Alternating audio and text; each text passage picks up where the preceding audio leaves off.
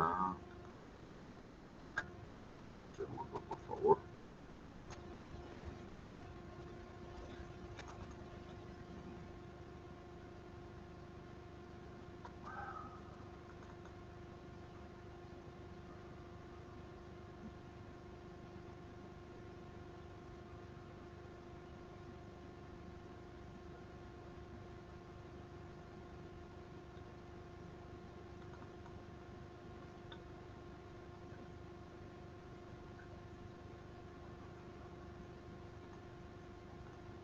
Un segundito.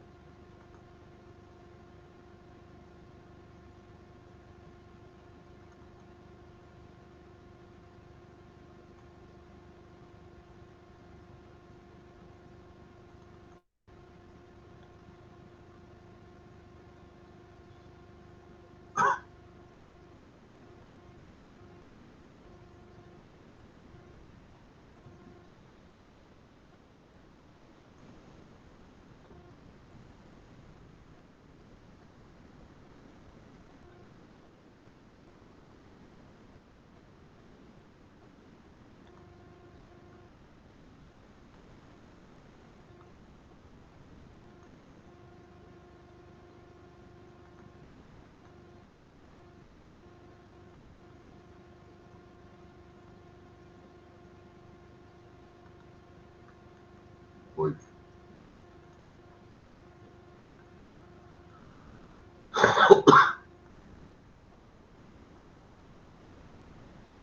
Ahora sí.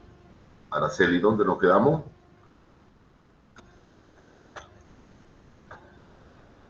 Araceli. Ingeniero, hicimos el tamaño, la localización y ahí quedamos. Dijo que íbamos a avanzar un poco más. Ya. A ver. En realidad, yo creo que el viernes podemos concluir porque en realidad nos falta solo un tema que es la parte de ingeniería y el detalle de inversiones, pero hay un tema que no quiero dejar de ver con ustedes que se llama la organización del proyecto. Déjenme guardar un segundito esto. No, no quiero dejar de verlo porque después nadie se lo va a enseñar. Les acabo de mandar yo un documento. Después de esto les mando esto de una vez se entienda. Ojalá puedan entender ustedes. Bien. Ingeniero, una vez concluyamos, ¿cómo vamos a hacer para lo del proyecto y todo eso? Usted me lo tiene que presentar. Siempre damos un documento y una presentación y defenderlo. Ya, con diapositivas y todo eso, Sí, o de claro, nuestro informe puede ser. con Ya, diapositivas y todo. ya. A ver, un tema que siempre es importante es la organización del proyecto, ¿ya? Y yo les he pasado hace un momento a ustedes este documento, voy a dejar de presentar esto para empezar a presentar el otro, la otra. Está ahora no sé, me mata, siempre me pasa lo mismo con todas las clases. Ya, a ver, algo que vale la pena, yo les acabo de entregar, mandar esto a ustedes ahorita, que es una guía sobre la gestión de proyectos. Por favor, leanla, vale la pena. Ya yo voy a hacer un resumen. Me falta a mí una curva, ¿ya? Que son la curva S de ejecución financiera y ejecución física. Ya, eso lo consigo para la próxima clase. Ya, léanlo por favor, esto vale la pena y yo lo consigo sobre la curva de ejecución financiera, la curva de ejecución financiera, la curva de ejecución física. Ahora vamos a ver, antes de revisar nuestros proyectos, vamos a revisar esto. A ver, ¿cómo es que se organiza un proyecto? Ahora estábamos preparando justamente un estudio, en realidad dos estudios, Y uno de los temas que le piden a uno siempre es cómo se debería organizar el proyecto.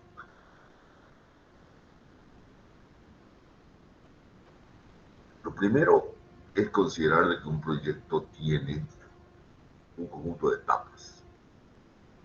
¿Ya? Inicio, un proceso de planificación, un proceso de implementación, monitoreo y cierre del proyecto. El tema es que en la organización del proyecto no es cuál es el organigrama del proyecto, son las relaciones causa-efecto al interior del proyecto. ¿Ya? La pregunta en la organización del proyecto es cómo yo logro resultados exitosos en un proyecto. Vamos a ver. Primero, miren esto. Esto es la instalación de una termoeléctrica en Ribera Alta. ¿Ya? Aquí ustedes tienen los componentes para el desarrollo del proyecto. Lo que hay que hacer en cada uno de los componentes para el desarrollo del proyecto.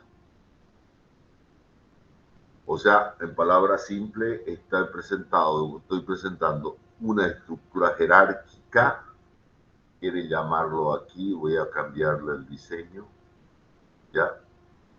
Déjenme un ratito acomodar esto, por favor. Ya, ahí está. Aquí lo vamos. Estructura jerárquica de los componentes del proyecto.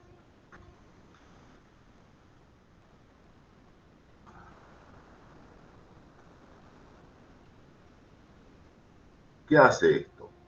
Lo que se hace acá es tratar de ver cuáles son las cosas que hay que hacer para que este proyecto tenga éxito. Acá hay que hacer un diseño de ingeniería, hay que hacer gestiones regulatorias, trasladar las unidades, interconectar las unidades, conseguir el abastecimiento de combustible y construir los equipos auxiliares, los sistemas auxiliares, sistemas contra incendios y todo lo que rodea una planta. Acá tienen, en las gestiones regulatorias hay que hacer el retiro de las unidades y conseguir la licencia, permiso de la autoridad eléctrica y ambiental. Hay que, en el traslado de unidad hay que hacer desmontaje y embalaje, transporte, adecuaciones técnicas, luego el montaje y comisionado. Acá hay que construir una interconexión eléctrica, hay que contratarla, construirla y montarla y ponerla en marcha y energizarla. Hay que construir el sistema de abastecimiento de combustible, hay que contratarlo, construirlo, comisionarlo y recepcionarlo. Hay que construir todo, se llama BOP, se llama balance de planta, le llaman, todo aquello que va alrededor de una planta. Por ejemplo, el sistema contra incendio, los servicios auxiliares, la iluminación externa, todo eso, caminos de acceso. A esto hay que construirlo, comisionarlo y recepcionarlo. El siguiente paso es, para cada uno de estos componentes que hay acá, ver cuál es la línea de base actual, en qué estado está en este momento, cuándo se podría realizar y qué metas esperamos alcanzar. Por ejemplo, en gestiones regulatorias, vamos a trasladar unidades. Las unidades están instaladas en esta central, por tanto no hay nada. ¿Cuál es la meta? Unidades trasladadas, ensambladas y listas para su operación con combustibles GLP o LNG en Ribera Alta. La interconexión eléctrica no existe. Hay que construir. La meta es construirla. ¿Qué tiempo tenemos estos 2 años? Si se decide abastecer a otra ciudad, se debe construir una línea de interconexión. O sea, ustedes deben analizar, tienen que establecer un conjunto de componentes, analizarlos y luego implementarlos. Acá tienen un ejemplo de esa misma matriz de resultados y ahora sí. Algo que Araceli encienda su cámara, por favor. Villarroel, enciende su cámara. Villarroel. Villarroel. ¿Está Villarroel en clase o no está? Sebastián Villarroel, ¿está en clase o no está en clases? Está en clases. ¿No pudo encender su computadora Villarroel o está prestada, alquilada o donde el vecino? Ahorita no estoy en computadora. ¿Ve bien lo que yo estoy hablando o no? ¿O no le interesa, Sebastián? Sí, pero ahorita no está funcionando. Perdón, no lo entiendo. Es que ahorita no está funcionando. Ah, no sirve su computadora ahora. Bueno, gracias, Sebastián. Sigamos, Sí, Araceli, con ingeniero. usted, por favor. Ya, a ver, un tema importante que es que ahora está es bastante complicado. Gracias, Peter, por encender su computadora. Que es muy complicado. Se llama los stakeholders o partes interesadas. Ya. ¿Qué es un stakeholder? ¿Qué es una parte interesada? Son todos aquellos actores que rodean al proyecto. ¿Ya? Se requiere hacer un análisis y este análisis, en mi opinión, es más importante que el propio análisis de la organización del proyecto. Y un análisis que ustedes tienen que aprender y conocer que existe. A ver, déjenme ver si tengo el análisis de stakeholder acá en el material que ocupé para este otro proyecto. ¿Dónde está?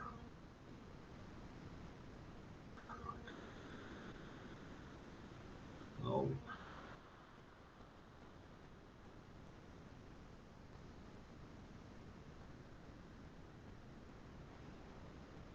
Es un tema ahora muy importante,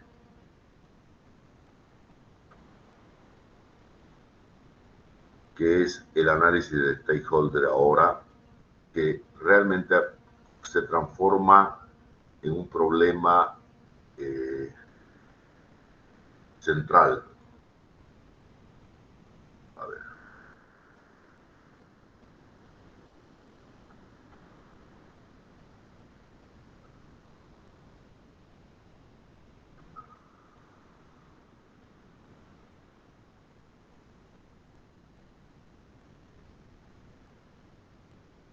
Ya.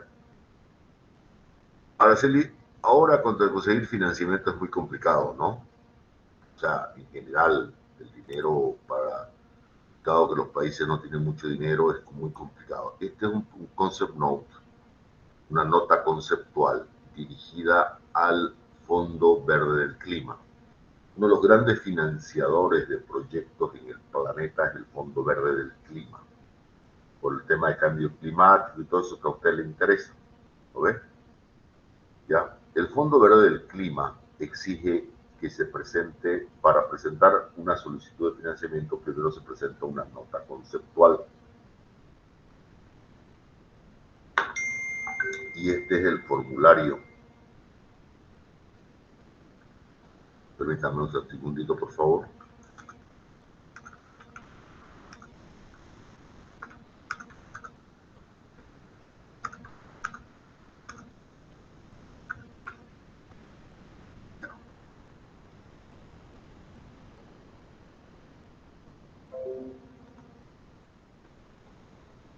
Mire, aquí están las características del proyecto, montos, etcétera, etcétera. tiene que ver primero el contexto del el lugar donde se desarrolla el proyecto, ¿ya? Las características del proyecto,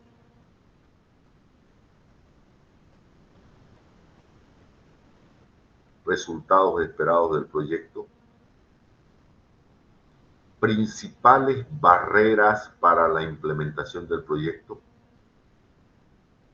Mire, uno de los criterios de inversión que utiliza esto es el enfoque de género. Y no es decir cuántas mujeres están trabajando, sino cómo se enfoca el problema de género en un proyecto. Ahora exigen eso. Aquí están los criterios de inversión, un segundito, te voy a explicar. Primero, el primer criterio de inversión son los criterios de inversión del Fondo Verde del Clima. Si usted no cumple con estos criterios de inversión, no le dan el dinero. ¿Ya? Primero, mitigación del cambio climático. O sea, usted tiene que decir cuántas emisiones de gases de efecto invernadero reduce su proyecto. ¿Ya? Tiene que mostrar que su proyecto es resiliente al cambio climático. Quiere decir que hay un proceso de adaptación al cambio climático, que usted está generando oportunidades para la gente, para que la gente o la población o los animales o las plantas o la tierra se adapten al nuevo estado del clima. ¿Ya? Tiene que respetar el enfoque de género, igualdad de oportunidades entre hombres y mujeres. ¿Ya?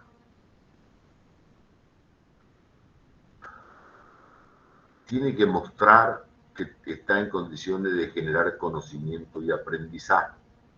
Quiere decir, tiene que mostrar que su proyecto algo van a aprender algunas personas, va a generar conocimiento, va a generar aprendizaje para beneficiar la reducción de la temperatura del planeta o evitar el incremento de la temperatura del planeta. Mejora del ambiente facilitador de cambio. ¿Qué significa esto? Que su proyecto debe ayudar a los cambios de paradigma que hay al interior de un país. Por ejemplo, le voy a dar un ejemplo.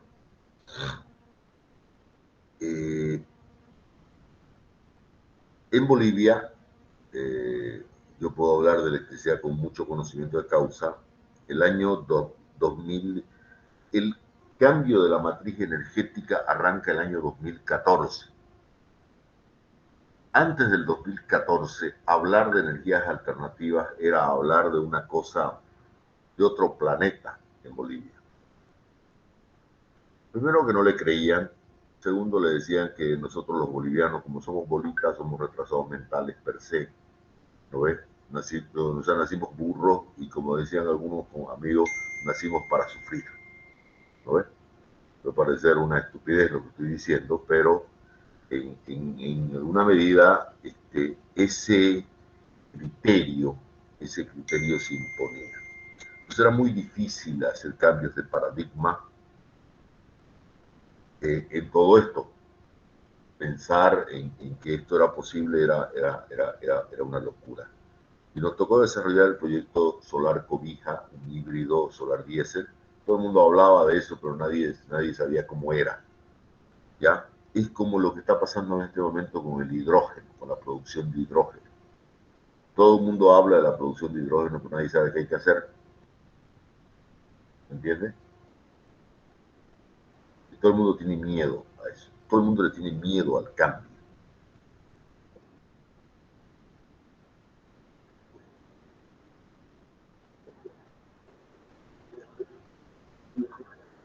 Esa es la de oxígeno. No me confunda el hidrógeno con el oxígeno. El hidrógeno es un combustible, tía. Es uno de los combustibles con mayor poder calorífico. ¿Ya? O sea, La planta de oxígeno Bolivia se maneja las tecnologías de oxígeno. Ya, pero no, o sea, todo el mundo habla y nadie sabe de qué se trata. A ver qué le parece si le pongo hidrógeno a su auto. ¿Hay vehículos que funcionan con hidrógeno? Claro que sí en el mundo, por supuesto. Pero obviamente el proceso de producción de hidrógeno todo el mundo tiene miedo. En esa época, y me tocó, y siempre hay una anécdota que yo la cuento, Peter y Araceli. Estábamos en la etapa de conseguir el financiamiento, un subsidio importante para la ejecución del proyecto, y teníamos una reunión con los financiadores en Cobija. Yo iba de Santa Cruz y el equipo de financiadores iba desde La Paz. Y mi avión se demoró, entonces yo llegué 2 horas tarde a Cobija, la hora prevista, y ellos estaban esperándome en la planta, esperando que yo llegue, y se reunieron con la gente, empezaron a hablar con los ingenieros de la gobernación y de la propia empresa, y el ingeniero de la gobernación le había dicho a los financiadores que Cobija era el peor lugar de Bolivia para instalar una planta solar, y ellos estaban financiando la primera. Entonces llego yo y me miran a la cara y me dicen: Eduardo, ¿dónde nos has traído? ¿Qué te pasa? Aquí el ingeniero dice que este es el peor lugar para instalar una planta solar, el peor lugar de Bolivia, que lo mejor es Potosí. Yo le miro y le digo: sí, tienes razón, el ingeniero tiene toda la razón del mundo, pero aquí vamos a aclarar 2 cosas. El ingeniero, y le digo yo al encargado responsable de la gobernación: hágame un favor, le digo, ¿no? Dado que Cobija es una ciudad que tiene muchos problemas para su suministro eléctrico, y instalar una planta solar resuelve el problema, como usted dice, el mejor lugar de Bolivia para instalar una planta solar es Potosí. Entonces, dígale al gobernador que la solución para que no haya problemas de electricidad en Cobija es trasladar Cobija a Potosí. ¿Me entendió, ingeniero? No puede, pero eso pues le estoy diciendo, le digo. Segundo, ingeniero, ¿y a usted quién le dijo que este proyecto está buscando, le digo, eficiencia en la producción de electricidad? No, lo que está buscando este proyecto es reducir el consumo de diésel en Cobija. Es otra cosa. Obviamente nunca más volvió a decir nada, ¿no? Por la lógica, porque realmente ese tipo de cosas pasan. ¿Por qué? Porque la gente no entiende el cambio. ¿Ya? Y eso no solamente lo van a ver, el proyecto es normal, natural. ¿Ya? Tiene que estar en línea. Los países tienen planes de adaptación al cambio climático. Bolivia no lo tiene muy desarrollado porque no han dejado, pero bueno, ahí están. Tiene que tener un potencial económico, quiere decir, tiene que ser viable, tiene que tener un potencial social, tiene que haber desarrollo de la gente, ¿ya? Tiene que haber un potencial medioambiental, tiene que haber un impacto de género, tiene que reducir las vulnerabilidades del país, y el país tiene que apropiarse del proyecto. ¿Qué significa vulnerabilidades del país? Bolivia es uno de los países más afectados por el cambio climático. Los incendios de los que usted tanto se queja, Araceli, con mucha razón, por supuesto, ya son parte del cambio climático. Yo, a la edad que tengo, Araceli, el año pasado, fue la primera vez en mi vida que vi arder en los valles. Nunca vi esto. ¿Eso es resultado de qué? De que hay un incremento irreversible del clima, de la temperatura del planeta. Si alguien pone en duda eso, es otra cosa. Y Bolivia es vulnerable por la cantidad de ecosistemas que tiene, ecosistemas diversos. Y la pregunta es: ¿cómo reducimos la vulnerabilidad del país a eso? ¿Cómo se combate el cambio climático? En 2 aristas. Una es la arista de la flora, la fauna y todas esas cosas, y otra es la arista de las personas. porque las personas también tenemos que vivir. La pregunta es, ¿cómo se lo combate? ¿Qué hace usted en su casa cuando se incrementa la temperatura? Araceli. Ingeniero, yo en mi casa tengo, digamos, plantas, tengo un jardín grande, entonces No. Si se incrementa la temperatura externa, ¿qué hace usted en su casa? enciendo el ventilador. Enciende el ventilador o el aire acondicionado, ¿no ve? ¿Y eso qué Sí, consume? energía. Ah, entonces, Ingeniero, una consulta. Todo esto de la implementación de energías alternativas se dio por la temporada que habían cortes de energía por zona. no, señorita, no, Araceli.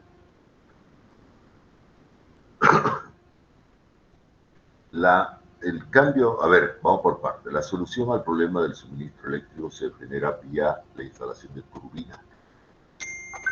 Solo las turbinas termoeléctricas son las que garantizan de manera rápida y eficiente, garantizan el suministro eléctrico. Usted dirá, ¿por qué se han instalado tantas? Porque había que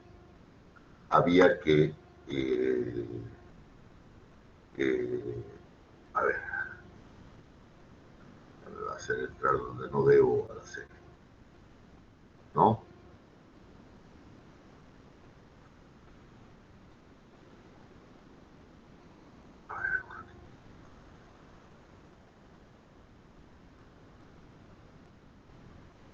Me va a hacer hablar lo que no debo hacer. ¿Lo ves? Sí, ingeniero, pero ¿de cuánto quería hacerle esa pregunta? Porque siempre habla de que está relacionado usted a ese ambiente, ¿no? Entonces siempre me dio la curiosidad de saberlo.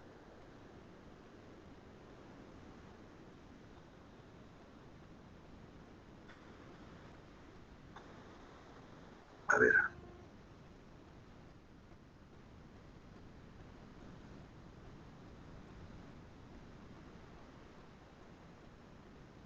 me ha costado mucho que la gente entienda, porque hay gente que habla y no sabe y no entiende de qué se trata. Primero, Bolivia es un país sobreabastecido de energía eléctrica. Todos dicen que sí, yo digo que no, y yo fui el responsable de hacerlo. A ver, ¿qué ha pasado? Ha habido una evolución en el cambio de la matriz energética y esta es la participación de las energías renovables en potencia y esta es la participación en energía. O sea, el 2018 no era nada. Ahora ya es más relevante. Estamos hablando de una participación de un 7% de energías renovables y energías alternativas. O sea, hemos reducido el consumo de energía termoeléctrica para incrementar la hidroeléctrica y las energías alternativas. ¿Por qué? Por dos razones. La razón básica, hay dos razones básicamente. La primera, que fue con la que se discutió con el gobierno en el momento, fue la urgencia de reducir el consumo de gas natural. ¿Por qué? Por razones obvias, así por las que usted escucha. El gas natural es un producto finito, se puede acabar y después no va a haber con qué suministrar y vamos a tener que importarlo a producir electricidad. ¿Ya? Y segundo, ya fue cosecha nuestro compromiso con el tema del cambio climático. Yo trabajo el tema del cambio climático desde el año 2004. ¿Ya? Y ahora le voy a mostrar cómo se calcula. Cuando quiera, le muestro cómo se calculan las reducciones de emisiones en electricidad. ¿Ya? O sea, hay metodologías de cálculo. Yo he sido parte del desarrollo de una metodología que está aprobada. Lo único que hemos hecho en Bolivia es ponernos al día con respecto, aquí hay una relación del año 2000 hasta el año 2017 de la evolución de los parques generadores y lo único que hemos hecho en Bolivia es ponernos al día. Lo que pasa es que durante casi 10 años no hubo un crecimiento del parque generador. ¿Por qué? Porque todo el mundo dijo aquí lo que sobra es potencia. Esto mismo pasó el año 2001. ¿Ya? A ver, vamos a ver qué pasa con las reservas en la región. En Bolivia nos estamos rasgando la vestidura porque tenemos 1000 megavatios de máquinas viejas ahí paradas. Todo el mundo se rasga la vestidura. Brasil tenía el 2017 72.000 megavatios parqueados. Argentina, Chile. Esto está parado en los países. Todos los países. Brasil ahorita tiene 85.000 megavatios parqueados. ¿Por qué? Porque la electricidad, Araceli, primero es un derecho humano. Sin electricidad no se mueve nada. Está sujeta a los cambios extremos del clima. Un año no hay agua, al otro año hay mucha agua.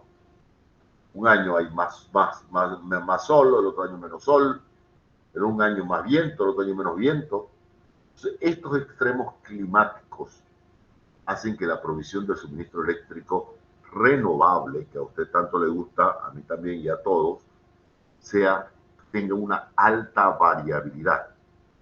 ¿Cómo se evita eso? Con turbinas, con plantas termoeléctricas. Y usted las deja paradas. Sí, porque tienen que estar paradas. ¿Ya? Eso es normal.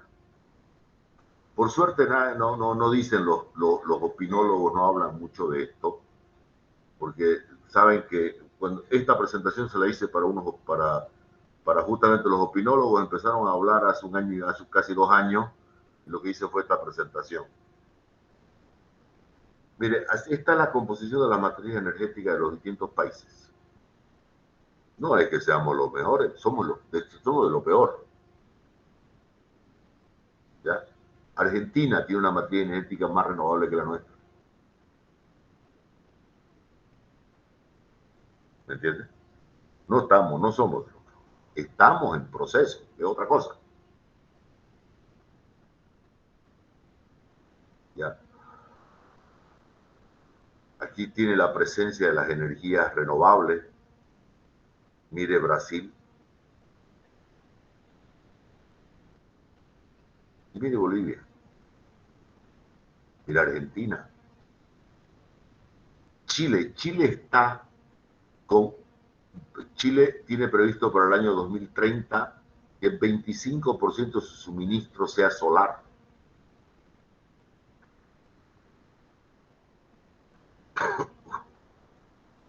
Y lo más anecdótico de todo es que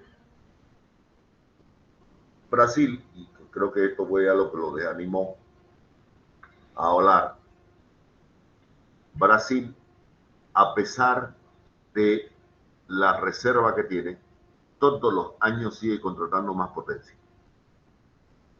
Nuevas plantas. Entonces yo le decía a este grupo que andaba diciendo que aquí, que allá, decía, lo que pasa es que lo único inteligente de Sudamérica somos los bolistas. Los bolistas somos los únicos inteligentes que decimos, nosotros los bolivianos somos los únicos inteligentes, porque queremos que las máquinas funcionen siempre así. Los brasileños no saben, los argentinos no saben, los uruguayos no saben, estos no saben nada, todo el resto. Todo el resto tiene niveles de reserva del 50%, justamente por la variabilidad del clima. Y porque la energía eléctrica es vital para garantizar el desarrollo de los países y de las ciudades. Sin energía eléctrica las ciudades se meten en problemas. Ahí tienen, mire, sí, Brasil todos los años contrata. Impresionante. Traga energía Brasil. ¿Ya? Y esto es un dato que es muy importante. En realidad, ¿qué se hizo? No lo hicimos de loco. Lo que pasa, Araceli, y usted lo va a poder apreciar, espérame aquí lo va a poder apreciar. Tenemos estas máquinas hidroeléctricas en Bolivia, son pequeñas, chiquititas, tienen más de 80 años. Estas tienen 60, 50, 40, esta tiene 53, esta tiene 47, estas tienen casi 90. Miren, son de la época de Jorge Aramayo, Patiño, he escuchado hablar, alguna vez debe leer en los libros de historia, ya nadie se acuerda, de esa época son. Usted no puede garantizar el suministro eléctrico de un país con eso. Estas son las hidroeléctricas. Y estas son las termoeléctricas. Una termoeléctrica no tiene una vida útil. La vida útil máxima de una termoeléctrica es 25 años. Tenemos turbinas que son mayores que yo. Esto era el año 2019. Tenemos turbinas que son más viejas, que son de mi edad, algunas máquinas. Aquí le da 45 años tiene todo esto. 23, 30, 20, 20, 24, 30, 26, 38. Esta ya salió de servicio. Y tenía estas que son de 46 años. Entonces, todo este parque generador es un parque generador viejísimo. En Brasil, ya, pues le digo, nosotros somos los inteligentes, los brasileños no saben de electricidad, yo lo que les decía yo. En Brasil, una vez una máquina supera los 25, un periodo de 25 años, se supone que el que hizo la inversión ha recuperado toda su inversión y pasa a propiedad del Estado a título gratuito. ¿Qué significa eso? La empresa se la entrega al Estado gratis. Eso dice su contrato. Y el Estado lo que hace es la desmantela. ¿Sabía usted? Puede estar nuevita, igual la desmantela. ¿Por qué? Por un problema de eficiencia en el consumo de combustible. La razón por la que se hace el cambio es por esto. Usted tiene un parque termoeléctrico de 565 megavatios térmicos que tiene más de 25 años. Y un parque hidroeléctrico de 300 megavatios que tiene más de 50 años. Pues usted necesitaba este parque hidroeléctrico, si usted lo puede actualizar, hacerle unos upgrades, pero a esto no, es caro. ¿Ya? Necesitábamos con urgencia resolver este problema. Por eso se instaló todo. Entonces, ahí donde se aprovechó y se dijo, bueno, acá la instrucción también era garantiza el suministro y reduzca el consumo de gas natural. Entonces, por eso se incorpora una fuerte presencia hidroeléctrica, solar, eólica, geotérmica y todas las tecnologías para garantizar el suministro eléctrico. Eso fue lo que se hizo al hacer. O sea, no es cierto que Bolivia tiene una gran reserva. Tiene un montón de máquinas viejas paradas. Eso es lo que tiene Bolivia. Máquinas que deberían haber salido de servicio hace 20 años atrás. Entonces, y eso es algo que parece que alguien les dijo a estos jóvenes, estos opinólogos, oye, no opinen de lo que no saben y no se metan a lo que no conocen. Aquí el problema es que había un parque generador viejo que había que reemplazar. ¿Ya? ¿Qué ha significado ese reemplazo? Bueno, aquí está. ¿Qué ha significado? Ha significado una... por aquí lo debo tener. Déjenme ver qué es lo que tengo. Aquí tengo. Lo que todo ese esfuerzo significó un ahorro que lo hemos calculado recién, lo hemos actualizado, del orden de 3 millones de metros cúbicos día de gas natural. Eso significa para IPFB, esto era el 2018 que era 2 era. Hoy significa 200 millones de dólares adicionales de ingresos para IPFB, gracias a que se evita el consumo de gas natural. Usted me dirá, bueno, ¿y cómo se va a repagar esa inversión? Primero, el sistema eléctrico está al límite con los recursos, es verdad, la tarifa es complicada, todo siempre es complicado. Por eso se supone que usted tiene gente especializada ahí administrando. Si no, no tiene nada que hacer. Pero el ahorro del gas natural es un tema clave. Todos los países del mundo están buscando evitar el consumo de combustible fósil en la producción de electricidad. ¿Por qué? Porque es la producción de electricidad el lugar donde mejor se puede enfocar la reducción del consumo de combustible fósil y la reducción de emisiones de gases de efecto invernadero. Entonces, con una acción en electricidad evita un montón de emisiones de gases de efecto invernadero. Eso permite la evolución de autos eléctricos, permite la evolución de el crecimiento de las ciudades, el garantizarle el suministro eléctrico cuando la temperatura en Santa Cruz es de 40 grados a usted, ¿ya? Entonces, todo eso fue lo que se hizo. O sea, no es cierto, ¿ya? No es lo que podría decirle a alguien, eso no es verdad. La verdad son dos cosas. Había un problema de suministro eléctrico y hay un problema de producción de gas natural. Y había que evitar. Ahora, lo podíamos hacer de muchas formas, ¿no ve? Se eligió el método primero el método de diversificación de la matriz energética, como lo hacen todos los países. No hemos inventado la pólvora. Todos los países buscan diversificar su matriz energética. ¿Para qué? Para que en un periodo, cuando hay vientos, usted consuma energía eólica, cuando haya sol, consuma energía solar, cuando haya cosecha de caña, consuma energía con biomasa, ¿verdad? Cuando haya agua, consume energía hidroeléctrica y la energía termoeléctrica sea usada ya sea como una energía de base, en realidad es usada como una energía de base. Entonces, ¿qué significa? El país en este momento está siendo abastecido con los ciclos combinados, ¿ya? Ciclos combinados y centrales, y aquí le puedo mostrar, ahora temprano estaba revisando, déjenme que le muestre, tempranito, yo siempre reviso eso, justo estaba acá, déjenme, ahora le muestro.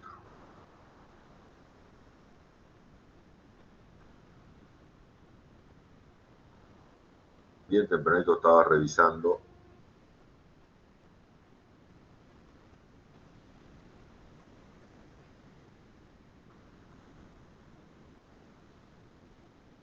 el despacho de carga.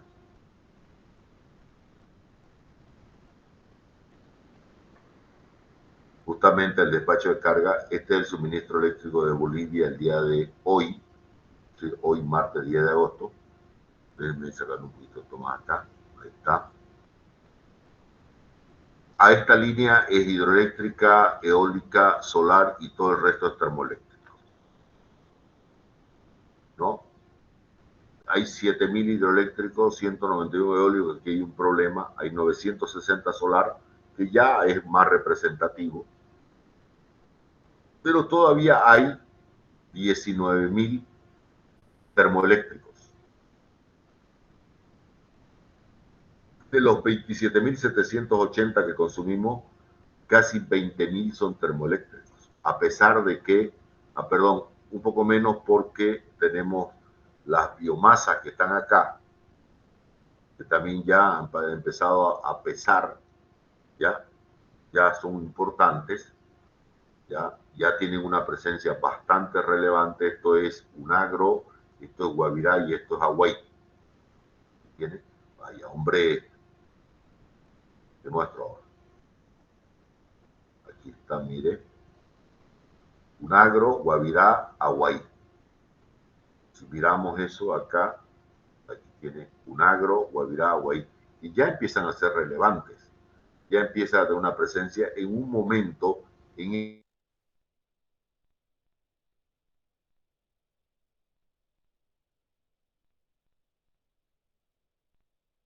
por parte de los ingenieros.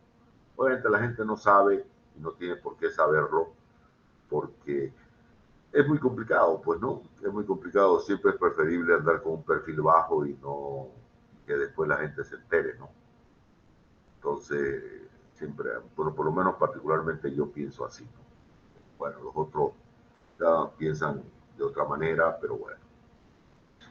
Le decía, no sé si tiene alguna pregunta más sobre eso, Araceli. No, ingeniero, gracias, ya aclaré mis dudas. Ya. Le decía, aquí hay que identificar quiénes son los actores relevantes en un proyecto. A quienes hay que consultar. Para eso, en el proceso de identificación de actores, primero lo que usted debe hacer es esto. Identificar cuáles son los actores que tienen alta influencia sobre el proyecto, baja influencia, quienes tienen mucho interés y poco interés. dentro de todo y ubicarlos en este mapa. ¿Qué significa? ¿De quiénes hay que preocuparse? Los que tienen mucha influencia y bajo interés. ¿A quiénes hay que apoyar? A los que tienen alta influencia y alto interés. Estos que tienen baja influencia sí son importantes, pero la clave está acá. ¿Ya? Y usted tiene que identificar cuál es el rol que tiene, primero su nivel de importancia o influencia, el rol que tiene en el proyecto, los intereses, el interés que podría tener en la implementación, la influencia para facilitar la implementación y algunas observaciones que usted pueda tener en el desarrollo del proyecto. Esto le va a permitir identificar exactamente quiénes son. ¿Ya? Hay otros actores que son de menor influencia, que también lo tiene que identificar. O sea, en palabras simples, aquí usted tiene que identificar quiénes son sus aliados y quiénes son sus enemigos. ¿Ya? Y una vez los tenga identificados, ubicarlos en este mapa. Eso es lo que tienen que hacer. ¿Ya? Entonces, de esa manera es como se estudia esto. La organización, o sea, ¿qué significa para mí la organización de un proyecto? No es el organigrama del proyecto. La organización del proyecto es la estructura que hay que hacer para tener éxito en el proyecto. Y esto ahora es un problema serio. ¿Por qué? Porque los niveles de influencia de la población sobre cualquier proyecto son demasiado altos. ¿Se imagina por qué no funciona el proyecto? Vamos a hablar, hablemos de qué proyecto. Quieren hablar de Rositas, por ejemplo. Araceli, logramos traer a la mejor empresa de China, la empresa hidroeléctrica más grande del mundo, que es una empresa china, se llama Tres Gargantas.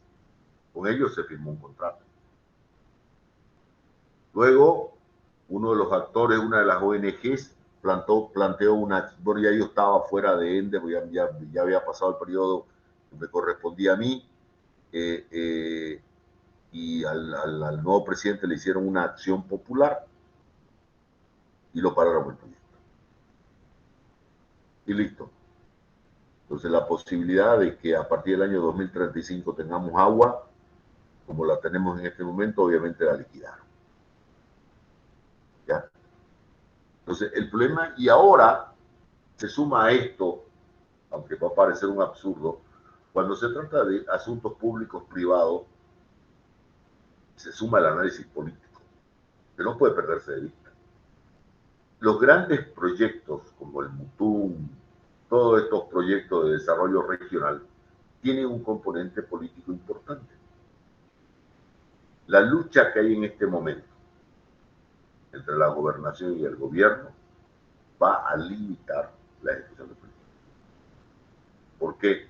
Porque tienen que ser los distintos actores, los distintos niveles del Estado, los que permitan el desarrollo del proyecto. ¿Se imagina si ahora vamos a solicitarle al gobierno que nos apruebe, nos dé la carta de aprobación nacional para ir al Fondo Verde y ejecutar el proyecto Rositas? ¿Qué nos va a decir?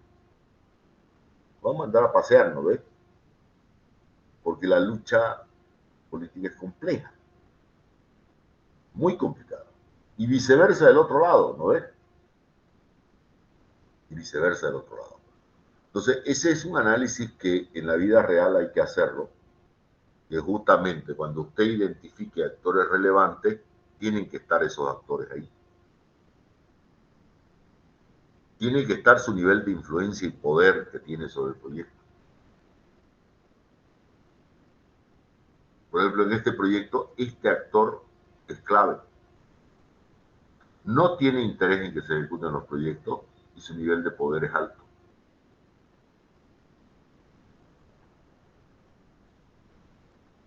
Lo mismo me pasaba a mí, por ejemplo, ¿no? Estas ONG que estaban acá Nosotros, ¿qué hacemos? La intentamos bajar, y colocarlas acá. Para eso teníamos como aliados fundamentales a la población. Es muy complejo el problema. Entonces, ese tipo de proyectos son muy difíciles de desarrollar. Requieren análisis adicionales que son importantes. ¿Ya? Entonces, déjenme cambiarle esto un poquito los nombres y le he pasado un documento sobre la organización del proyecto. Déjenme pasarles un documento sobre el análisis de stakeholder o análisis de partes interesadas con lo que se ha hecho esto, ¿ya? Para que ustedes lo puedan estudiar y complementarlo en sus proyectos. Por ejemplo, en el caso de usted, Araceli, por ponerlo sencillo. ¿Dónde está Araceli Suárez? Ya, proyecto producción de queso. ¿Quiénes son las partes interesadas? Primero los productores, ¿verdad? Después de los productores, otra parte interesada pueden ser los municipios responsables del desarrollo regional, ¿verdad? Los productores, los municipios.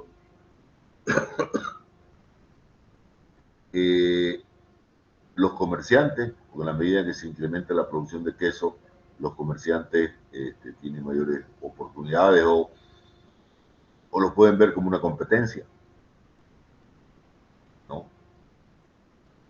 Son los actores que se me ocurren, digamos, después por los transportistas, no sé, siempre hay actores relevantes metidos en medio de todo esto. Hay que tener cuidado con eso. ¿Ya? Muy bien. El viernes, entonces, el viernes revisaremos, por favor, hasta esta parte. Todo el mundo tráiganme sus actores relevantes. Yo les voy a pasar ahorita un documento, lo voy a buscar con el que hice esto y se los paso. ¿Ya? Ya, ingeniero, gracias. Gracias a ustedes, jóvenes. Cuídense. Ya los veo. Hola, ingeniero. Hasta luego. Los veo el viernes.